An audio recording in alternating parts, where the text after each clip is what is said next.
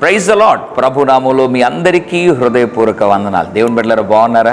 చాలామంది క్రైస్తవులు ఉన్నటువంటి ఒక సమస్య ఏంటంటే, మేము ప్రభువు కొరకు నమ్మకంగా జీవించాలనుకుంటున్నాం, కానీ శరీరాన్ని జయించలేకపోతున్నాం. దేవుని బిడ్డలారా, శరీరాన్ని క్రైస్తవులు జయించలేకపోవడానికి గల ప్రథమ కారణం ఏంటి అని అంటే, శరీర కోరికలకు, శరీర తలంపులకు ఎక్కువగా ప్రాధాన్యతనివ్వటమే. తద్వారా ఆ కోరికలు, ఆ తలంపులు క్రియలుగా మారటం, ఆ తర్వాత పాపం మన జీవితంలో ప్రవేశించడం జరుగుతుంది. అందుకే దైవజనుడు అపోస్తలుడైన పౌలు ఒక అద్భుతమైన మాట గలతీలో ఉన్న సంఘాన్ని జ్ఞాపకం చేశాడు. గలతీ పత్రిక 5వ అధ్యాయం 16వ వచనం, ఆత్మానుసారముగా నడుచుకొనుడి, అప్పుడు మీరు శరీరేచ్ఛను నెరవేర్చరు. ఎంత అద్భుతమైన మాట! ఆత్మానుసారముగా నడుచుకోవాలి. శరీరానుసారంగా నడుచుకుంటే మరణం, ఆత్మానుసారముగా నడిస్తే జీవం, సమాధానం.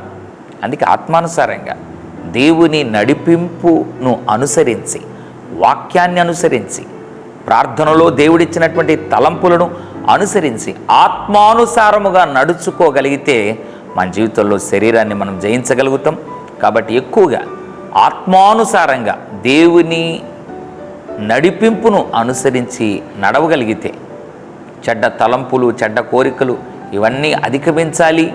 ప్రభు కొరకు జీవించాలంటే వాక్యం ఎక్కువగా ధ్యానించాలి, ప్రభు సన్నిధిలో ప్రార్థనలో గడపాలి. ఆత్మానుసారంగా జీవించకపోతే, నడవకపోతే శరీరాన్ని జయించలేం. క్రైస్తవులైనంత మాత్రాన శరీరాన్ని జయించలేం.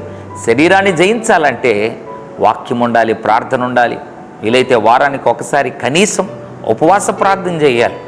ఆత్మలో బలము పొందాలి. ఆత్మానుసారముగా నడవగలిగితే అప్పుడు శరీర ఏచ్ఛలను నెరవేర్చం, తద్వారా దేవునికి ప్రీతికరముగా జీవించగలం. పరిశుద్ధుల తండ్రి, నీకు వందనాలు. ఎందరైతే శరీరాన్ని, శరీర తలంపులు, కోరికలను అధిగమించలేకపోతున్నారు, వారిని జ్ఞాపకం చేసుకుంటున్నాం. ప్రభువా, దయతో క్షమించండి. ఇక మీదట ఆత్మానుసారముగా నడిచేవారిగా, ప్రభు నీ నడిపింపుకు ప్రాధాన్యతనిచ్చేవారిగా, నీ సన్నిధిలో ఉండువారిగా చేయమని, బలపరచమని యేసు దివ్యనామంలో ప్రార్థిస్తున్నాం తండ్రి. ఆమెన్. God bless you.